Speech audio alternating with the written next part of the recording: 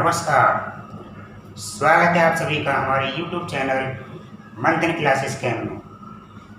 बच्चों, आपको पता है जैसे कि अभी जो कोरोना महामारी चल रही है, तो उसके कारण विद्यालयों में शिक्षा है वो सुचारू रूप से नहीं चल पा रही है। इसलिए आपको बहुत सारी परेशानी महसूस हो रही है। बच्चे इंतज़ार कर रहे हैं अभी भी कि कब कॉलेज खुलें, कब हम स्टडी शुरू करें। तो वो इस भ्रम में नहीं रहें, क्योंकि कॉलेज का कोई भरोसा नहीं है, कब खुलेंगे कब पता ही नहीं है अभी सरकार का कि आपके लिए कब विद्यालय खोले। अतः आपको अपनी स्टडी अभी शुरू कर देनी है, क्योंकि और अभी शुरू नहीं करेंगे तो फिर आप तैयारी कब से करेंगे। अतः आपका ध्यान रखते हुए हमने अपने इस डिजिटल प्लेटफॉर्म के माध्यम से कोशिश की है कि आपको बेहतर से बेहतर शिक्षा प्रदान करें। अतः हमारे YouTube चैनल मंथन क्लासेस से जुड़कर और लाभ उठाएं। तो इसी श्रृंखला में जो हमारा टॉपिक चल रहा था सेकंड यूनिट के अंतर्गत बिलियन, तो उसमें हमने फर्स्ट वॉल्यूम में आपको चैप्टर का इंट्रोडक्शन दिया, जिसमें बिलियन की डेफिनेशन, बिलियन के प्रकार और इसके अलावा अन्य जानकारी दी। तो इसी क्रम में आज इस चैप्टर का जो सेकंड वॉल्यूम है, जिसमें हम बात करेंगे मोलरता और मोललता, यानी मोलैरिटी और मोलैलिटी। तो मोलरता और मोललता पर अक्सर एग्जाम में एक न्यूमेरिकल अवश्य पूछा जाता है, या कभी कभी इनकी परिभाषाएं भी पूछी जाती हैं। तो देखते हैं, सबसे पहले हम समझेंगे मोलरता को। तो देखेंगे मोलरता क्या होती है। जैसा कि आपको बोर्ड पर इसकी डेफिनेशन लिखी हुई है, कोई भी हमारा बिलियन है, तो उस बिलियन के 1 लीटर में हम किसी बिलियन का 1 लीटर ले लें, उस 1 लीटर बिलियन में बिलियन के कितने मोल खुले हुए हैं, तो वह उसकी जो बिलियन के मोलों की संख्या होगी उसी को हम मोलरता कहेंगे। यानी 1 लीटर बिलियन में उपस्थित बिलियन के मोलों की संख्या को मोलरता कहते हैं। The number of moles of solute presence in 1 litre solution also known as the molarity. यानी एक बार देखेंगे, यहाँ पर ये लिखा हुआ है मोलरता को इंग्लिश में हम मोलैरिटी कहते हैं।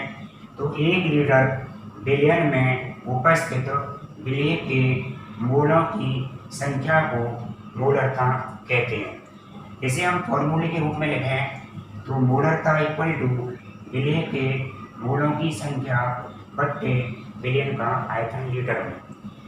हम यहाँ पे मोलों की संख्या को n से रिप्रेजेंट कर रहे हैं, और जो बिलियन का आयतन है उसे हम b से रिप्रेजेंट करेंगे, यानी v फॉर वॉल्यूम। अब हम देखें, अगर हम बिलियन के मोलों की संख्या को निकालें, किसी के भी मोलों की संख्या क्या होती है, उसका द्रव्यमान कितना है और उसका मोलर द्रव्यमान कितना है। तो बिलियन के मोलों की संख्या हम निकालें तो बिलियन का भार बट्टे बिलियन का अड़भार, भार को हम स्मॉल w से लेंगे और अड़भार को स्मॉल m से। अब इस बिलियन के मोलों की संख्या यानी n की वैल्यू क्या हुई, w/m।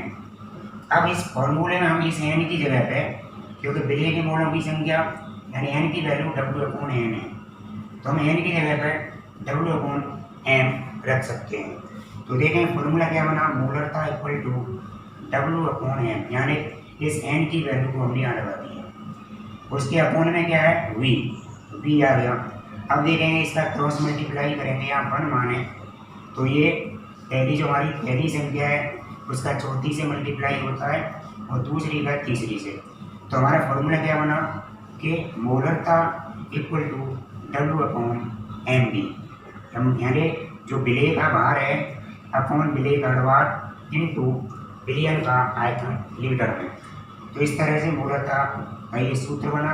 इसके अकॉर्डिंग हम न्यूमेरिकल करेंगे, यानी इसकी सहायता से इसका मात्रक निकालें तो इसका मात्रक हमारा होगा क्या होगा, मोल प्रति लीटर, क्योंकि हमारा मोलों की संख्या है तो उसको लेंगे यहाँ इतना मोल और बी के लिए हमारा क्या हो गया, लीटर।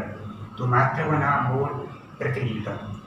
तो परिभाषा अच्छी तरह समझ में आई, एक बार फिर देख सकते हैं कि 1 लीटर बिलियन में उपस्थित विलेय के मूलों की संख्या को मूलता कहते हैं। ठीक है, तो हम क्या, इसका formula molality equal to W upon NP, यहाँ W क्या है, विलेय का भार है, N क्या है, विलेय का भार है, और P क्या है, विलेय का आयतन है।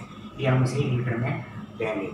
यह न्यूमेरिकल में आयतन ml में दिया हुआ है, तो हम उसे लीटर में कन्वर्ट करेंगे, तब उसकी वैल्यू लगाएंगे। इसके बाद देखेंगे मोललता। बस अंतर क्या है यहाँ पे, मोलर, यहाँ मोलल, इसको कहते हैं मोलैरिटी, इसे कहते हैं मोलैरिटी। तो मोललता क्या है, ये यहाँ पे 1 लीटर बिलियन है, लेकिन यहाँ 1 किलोग्राम विलायक है। तो 1 किलोग्राम विलायक में उपस्थित विलेय के मोलों की संख्या को मोललता कहते हैं। 1 लीटर हमारा जो भी सॉल्वेंट है उसमें कितने नंबर ऑफ मोल्स हैं, वही हमारी क्या होगी, मोलैलिटी होगी। तो देखें यहाँ पे मोललता का फॉर्मूला बना, विलेय के मोलों की संख्या बट्टे विलायक का भार किलोग्राम में। अब यहाँ पे जो मोलों की संख्या है हम निकाल चुके हैं, एन की वैल्यू क्या होती है, W अपॉन M, और यहाँ पे कैपिटल W क्या है, ये विलेय का भार है, इसे किलोग्राम में रखेंगे। तो फॉर्मूला हमारा बना molality equal to W upon M into capital W, यानी स्मॉल W क्या है, यहाँ पे विलेय का भार है, और कैपिटल W क्या है, विलायक का भार है, और स्मॉल m क्या है, विलेय का अणुभार है। इसका मात्रक क्या होगा, मोल प्रति किलोग्राम, क्या होगा, मोल प्रति किलोग्राम। तो इसकी परिभाषा से एक बार फिर देखेंगे, 1 किलोग्राम विलायक में उपस्थित विलेय के मोलों की संख्या को मोललता कहते हैं। इसको हम molality equal to W upon M into W, मात्रक मोल प्रति किलोग्राम। अब इन दोनों में अंतर क्या है, तो आपको अंतर देखेंगे। पहले तो ये हम यहाँ पे 1 लीटर बिलियन ले रहे हैं, लेकिन यहाँ पे क्या ले रहे हैं, 1 किलोग्राम विलायक ले रहे हैं। यहाँ पे क्या है, 1 लीटर सॉल्यूशन, यहाँ क्या है, 1 किलोग्राम सॉल्वेंट। दूसरा अंतर क्या है, यहाँ पर हम देख रहे हैं इसका जो मात्रक है क्या है, मोल प्रति किलोग्राम, इसका मात्रक क्या है, मोल प्रति लीटर। ये दोनों में अंतर है, तो इनके बेस पर हम मोलरता और मोललता को ज्ञात कर सकते हैं। हम समझेंगे अब नया टॉपिक मोल प्रवास या मोलन्स, जिसे इंग्लिश में कहते हैं मोल फ्रैक्शन। तो मोल प्रवास क्या होता है देखेंगे। जैसा कि हम जानते हैं कि कोई भी विलयन है तो उस विलयन में मुख्यतः 2 घटक होते हैं, एक होता है हमारा सॉल्यूट, एक होता है सॉल्वेंट। हमारे विलयन 2 अंगी, 3 अंगी, 4 अंगी इतने प्रकार के हो सकते हैं। यदि किसी विलयन में 2 घटक हैं तो 2 अंगी, 3 घटक हैं तो 3 अंगी। लेकिन मुख्यतः हम यहाँ पे जो मोल प्रवाह है वो 2 अंगी विलयनों के लिए पढ़ेंगे, लेकिन आप 2 अंगी से ज़्यादा जो विलयन होंगे उनको भी हम उन पर भी ये नियम अप्लाई कर सकते हैं। तो हमारा मोल फ्रैक्शन होता क्या है देखेंगे। किसी भी विलयन में लिखा है विलयन के किसी एक घटक का मोल प्रवास, हमें विलयन के किसी एक घटक का मोल प्रवास निकालना है। तो हम क्या करेंगे, जिस घटक का मोल प्रवास ज्ञात कर रहे हैं तो उस घटक के मोलों की संख्या कितनी है तथा उस विलयन में जितने घटक हैं उनके मोलों की संख्या कितनी है, उनका टोटल और उनका अनुपात क्या कहलाएगा, हमारा मोल प्रवास या मोल फ्रैक्शन कहलाएगा। अब हम मान ले रहे हैं कि कोई हमारा 2 अंगी विलयन है। कैसा विलयन है, 2 अंगी। इसमें हमारा जो विलेय है, विलेय, इसके मोलों की संख्या हम क्या ले रहे हैं, छोटी है। और जो हमारा विलायक है इसके मोलों की संख्या हम ले रहे हैं कैपिटल है। तो जब हम विलेय को क्या ले रहे हैं, विलायक का क्या ले रहे हैं, कैपिटल है। अब हमें निकालना है विलेय का मोल प्रवास। मोल प्रवास को हम ग्रीक अक्षर चाई से व्यक्त करते हैं, यानी हम क्या करेंगे, ऐसे एक एक्स ऐसे बनाएंगे, इसको ऐसे काट दें, यानी ऐसे और ऐसे। इसे क्या कहते हैं, चाई या काई। तो एग्रीकल्चर किस सिलेक्ट कर रहे हैं? चाई से। हमें निकालना किसका है? विलेय का मूल प्रवास।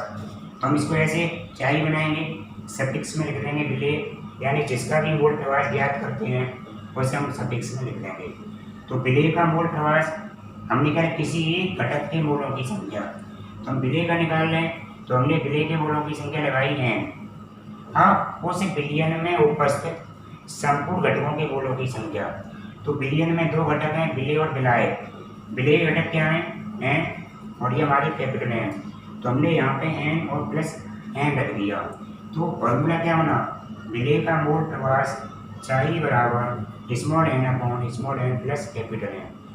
एन क्या है यहाँ पे? विलेय के मूलों की संख्या। ये हमारी क्या है? विलायक के मूलों की संख्या। सेम टू सेम विलायक का निकालेंगे हम इसी तरह। तो ये सफिक्स में विलायक ले लेंगे। जिसके भी हम मूलों की संख्या निकालते हैं उसे हम ऊपर लिखते हैं और नीचे वाला पोर्शन वैसा का वैसा ही रहता है। तो यहाँ पे हम निकाल रहे हैं विलायक के मूलों की संख्या, या सॉरी विलायक का मूल प्रवास। तो यहाँ पे capital N upon small N plus capital N. मूल प्रवास का कोई भी मात्रक नहीं होता है, इसलिए हम इसका मात्रक नहीं लिखेंगे।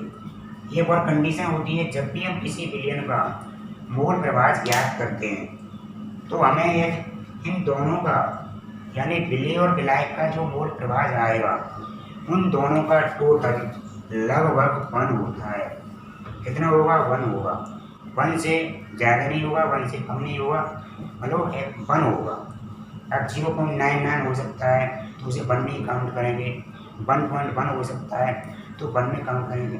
तो हम नियर अबाउट 1 को लेते हैं, यानी दोनों के मूल प्रवास का टोटल हमारा 1 होता है। कभी कभी ऑब्जेक्टिव में ये क्वेश्चन पूछा गया है कि विलेय तथा विलायक के जो मूल प्रवास होता है उनका टोटल कितना होता है, तो उसका योगफल हमारा 1 होता है। तो यदि हम इसमें से किसी एक की वैल्यू हम निकालें तो दूसरे को हम 1 में से घटा करके प्राप्त कर सकते हैं। तो एक बार परिभाषा को फिर अच्छी तरह देखेंगे। यानी परिभाषा क्या होगी? विलयन के किसी एक घटक का मूल प्रवास है उसके मूलों की संख्या तथा विलयन में उपस्थित समस्त घटकों के मूलों की संख्या के योग के अनुपात को हम उस घटक का मूल प्रवास कहते हैं। तो इस तरह से आपको ये जो 3 टॉपिक थे, मोलरता, मोलरता और मूल प्रवास, इसको अच्छी तरह से समझ में आ गया होगा। अब इनसे संबंधित हैं जो न्यूमेरिकल हैं उनको मैं लास्ट में ये चैप्टर खत्म हो जाएगा तब आपको न्यूमेरिकल क्वेश्चन कराएंगे, तब इनका यूज करेंगे किस तरह से हमें न्यूमेरिकल करने हैं। तो आज के लिए इतना ही, और चैनल को अधिक से अधिक सब्सक्राइब करें और अपने साथियों को शेयर करें। जय हिंद।